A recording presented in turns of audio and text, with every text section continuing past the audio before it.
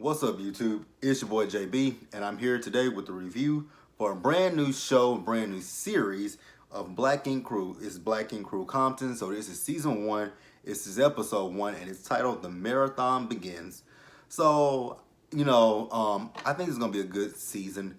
I'm so glad that we've added a new city to Black Ink Crew because it was just getting tiring with it being New York, then Chicago come back, then New York come back, then Chicago repeated.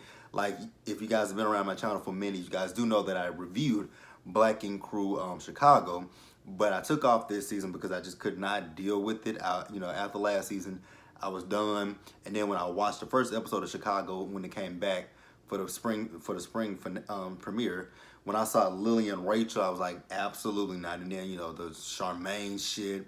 Charmaine just annoys me at times. So I needed a break from Charmaine.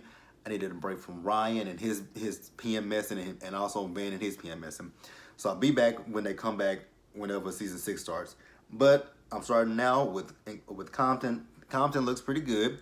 So we're just gonna go ahead and just get right into the video. All right, you guys. So first, I'm going to go down the list of our cast. So the cast, so the main guy, his name is KP, aka I Am Compton. He is, well, we'll get into him a little bit more about him. We have Lemire, we have Voodoo Doll, we have Ink Drippin', we have Nessie, we have Tim, and we have a girl named Barbie. So so we are introduced to KP. So like I said, KP is the main guy. He's the one owner of the shop. And so KP is a tattoo artist. He's also an artist as well. He does music. And also, if you go follow KP on Instagram, he does, I don't know if he works at a gym, but he does personal training. So I saw that as well. And he's also with Kyla Pratt. So KP gives us a little bit of backstory about himself. So we find out that KP, he got a football scholarship. That he went to college for football. But he lost that scholarship because he got caught with enough drugs that made him lose his scholarship. And I'm like, damn, like it's hard enough for, us black men, black women as it is, and then to do some stuff like that. I know he probably would look back on it and be like, damn, I shouldn't have did this. And he regrets it. So I definitely, I hope he regrets it. So then we see him, he's having his cookout, and he's going to tell the community that he's going to open up a tattoo shop. So now I'm just about to get into it might not be each individual person, but I'm just gonna talk about, so we when we met up with the cast officially. All right, so the first person we met is Lemire. So Lemire is a tattoo artist as well. He lets us know he's worked with Megan Good. There was a athlete that he worked with. I couldn't get her name. He's worked with a football player, DeAndre Hopkins, and he tells us that he since at the age of 13 he started selling drugs. He tells that his dad is in jail. He saw a lot of people in his neighborhood get shot up. He's even gotten shot. He's got set up to get robbed by about a watch. And he's talking about how tattooing helped save his life. And we find out that he has a girlfriend by the name of Danielle. And she FaceTimes him. And one of the other guys whose name is CT, aka Ink Drippin', he comes up behind Lemire and tells her, "Oh, you missing out." She's like, "Who all is there?" And then one of the other guys, Tim, comes up behind him and says, "All the hoes are here." I'm like, really? You gonna sit here and tell her all the hoes are here? Because I was looking at her, I'm like, she might be checking up on that nigga because that nigga has probably cheated on her in the past. And I was correct. So we didn't see Lemire. Lemire has an ice cream truck. And man, when I saw all that stuff that he had on that truck, I'm like, damn, that shit looks hella good. If I'm out there, I probably won't go to Compton, but if I go to Compton, I'm going to try to look him up. He's had Angelina Jolie there. I forgot who the other person was that has been to his shop, his little truck. And so, Lemire said something that I've always said. When it comes down to drug dealers, I think drug dealers are like the smartest business people, although they are doing something that's illegal, but drug dealers are literally like the smartest business people. So then he tells us that, with Danielle, he met Danielle 7 years ago. She's from Philly, and she's also 6 months pregnant. So then, Lemire tells Danielle, hey, so KP has, rounded up the crew. He's opening up a shop. And Danielle confirmed what I knew. Lemire has cheated on her. She said he cheated on her 3 years ago, but she took him back.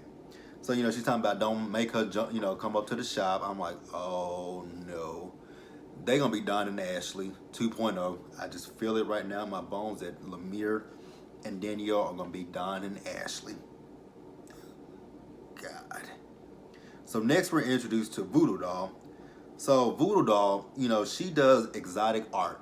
And when I was looking at her art, I'm like, your art kind of gives me Donna tease, just a little bit, but a little bit better than Donna's art, but it still gives me Donna's tease. And then I was looking at her in her green screen. I'm like, who styled her? Because she had on this top, and if you look down right here at her tits, they had to blur her out. I'm like, did they not tell her pull it up because we can see your titties? I guess not, because I mean her green screen. I mean that's all you can see, that she was just blurred out. So she also tells us that her stepfather was the leader of a cult. I'm like, interesting. And she's talking about, when she was in the cult, her stepfather told her she couldn't have no friends, she had no TV, and she had no access to literature. So I was like, wow. So can you read and write? Like, I just wonder, if you weren't access to literature or anything like that, what were you exposed to? His teachings? Well, obviously. Damn. Okay. So then next we're introduced to CT, who's also known as Ink Drippin'. He pulled up with a trio of girls. I'm like, okay, so this is going to be the Playboy. And, he tells us that he's been tattooing for 2 years. I don't remember if he name dropped any celebrities that he's worked with. So then we are introduced to Barbie. So Barbie is a friend of KP's. She went to college with KP, and she was also a cheerleader. So there's not much. So Barbie's going to be the receptionist. And then we are introduced lastly to Tim, who is KP's manager, and he's also his cousin. And Tim tells us that he and KP has always had a dream of opening a shop. Now, here's my thing with Tim. So in the scenes, because Tim has a full beard, but the tips of his beard are gray. And when you look at him in his scenes, he looks older than what he probably is. Because when I first saw Tim, I'm like, man, who is this old dude? Because Tim, no lie, looked like he was about 50ish or more.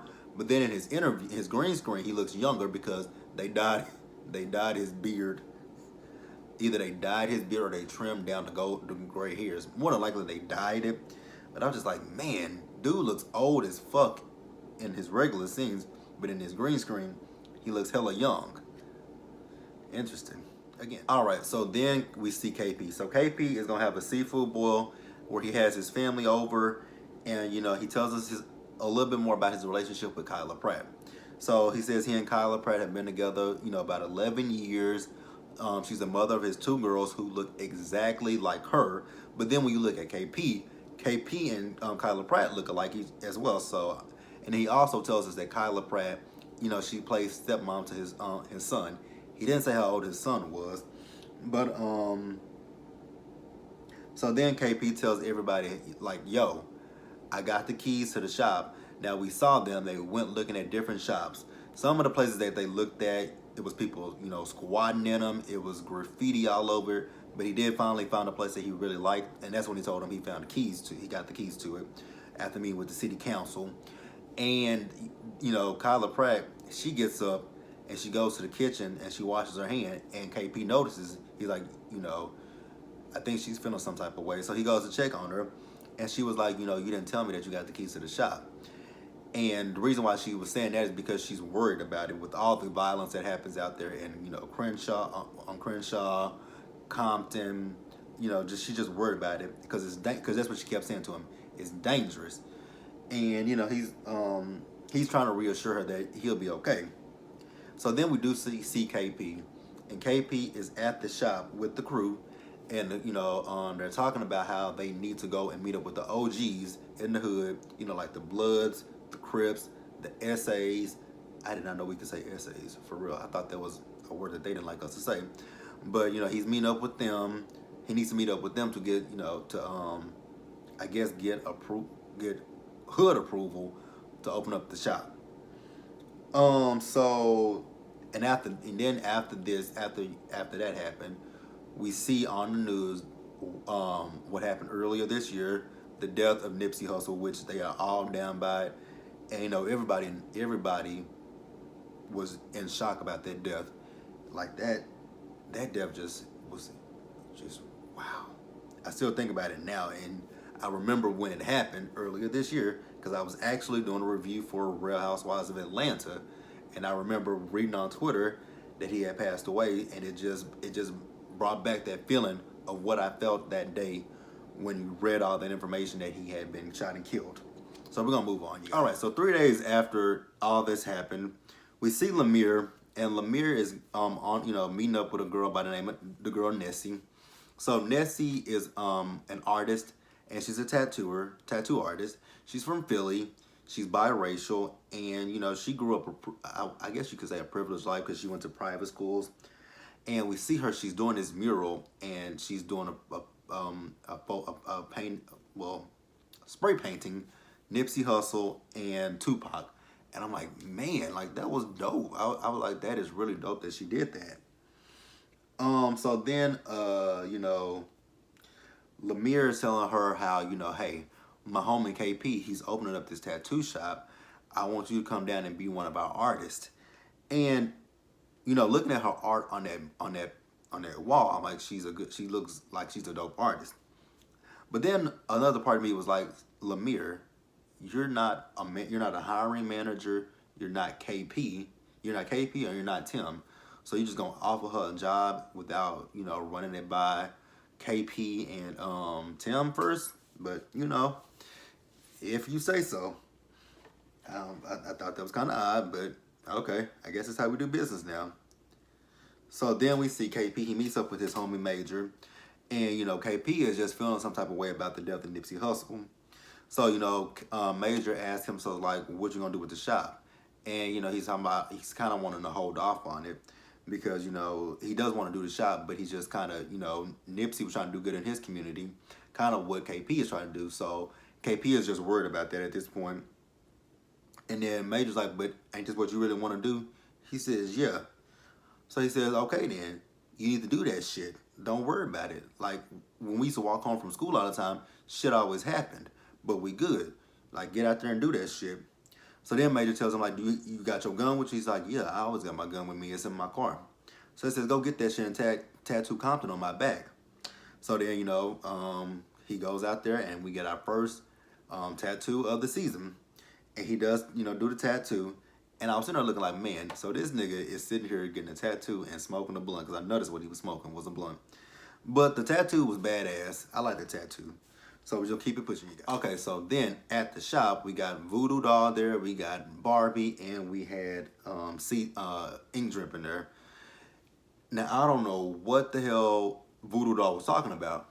Because she's sitting there talking about, when she think of a nigga with a big dick, she thinks of a jackhammer and a jackhammering. Now, when it comes to a jackhammer, it's down. So I'm thinking to myself, just like what Ink Drippin said, what niggas is she fucking with? Like, are they standing up and you bent in a weird position? Like, whatever. So then KP shows up and, he's telling them how he's ready to open up the shop. So then Barbie asked him, she's like, so have you met up with the OGs? Like, what's up with that? And Tim tells her, they got a meeting set up with the OGs, so that ain't nothing to worry about on that tip. So then, they're talking about what they want to do for the security at the shop. They want to give bulletproof windows. I'm like, God damn. Like, are y'all straight centered in the hood? Like, damn. Scary as fuck. So then Lemire shows up and he has Nessie with him. And, he's telling him that she's a new tattoo artist. And Barbie is already in her feelings about this. She mentioned something that I did say a few minutes ago. She's like, did you run this by KP, Tim, or even me? And I'm like, you're a receptionist. So why would Lemire run anything by you? If anybody he needs to run it by is KP and Tim. But you, the receptionist, yeah, I can kind of see right now Barbie is not going to be my favorite person at all. So then, KP wants to see what Nessie can do. So Nessie goes in and she gives Lemire a tattoo. And she tattoos Kyle on his hand. And when I saw the tattoo, I'm like, that's a name. That's not like something, that's not, like a drawing that you drew, you freestyle drew, that doesn't show what your lines are. And I'm just like, okay. So, she goes back out and they show it to KP, and KP was like, 4 letters? You want me to judge 4 letters? And I was with KP, and I'm like, I knew when I saw her draw Kyle, I'm like, that ain't nothing. Now, I got the meaning behind, she said, but that's what he chose. And then they asked him, why did you pick that? And he said, because Kyle is a living brother that he has. And, when he got tattoos, one of his brothers passed away. And and basically he wants to give his brother his roses while he's still here. But yeah, Nessie, you're going to have to do something better than that. So then we see Tim and KP. So they're going to meet up with they got to meet. They got a call to meet up with the OGs. So they meet with the Bloods, the Crips, and the SAs. So when they get there, they was expecting maybe 3 or 4 people to be there. But it ended up being a lot more people there than they expected. So then they walk in. Now, I don't know why Tim felt some type of way when he walked in there, because Tim literally walked in there with his hands in his hoodie. So, one of the dudes want to pat him down to make sure he ain't got shit. Now, I ain't no street, I'm not a street nigga. I'm not a any of that shit. But I do know if you walk up to some niggas like that and you got your hands in your pockets, niggas are gonna pretty much assume that you holding on to something. If you holding on to a knife or a gun, they're gonna assume that you holding on to something. So I don't really know why Tim got so defensive like he did. So Tim and KP was like, fuck it, we dipping out. So as they get ready to leave out, the niggas follow right in behind them and a fight breaks out. And I'm like, so Tim, you really didn't expect for that to happen? Like, you walked in there with your hands in your jacket. What did you expect to happen? But you guys, that was the first episode. Pretty good episode. So be sure to like the video, leave your comments, subscribe to the channel, and I will see you guys later.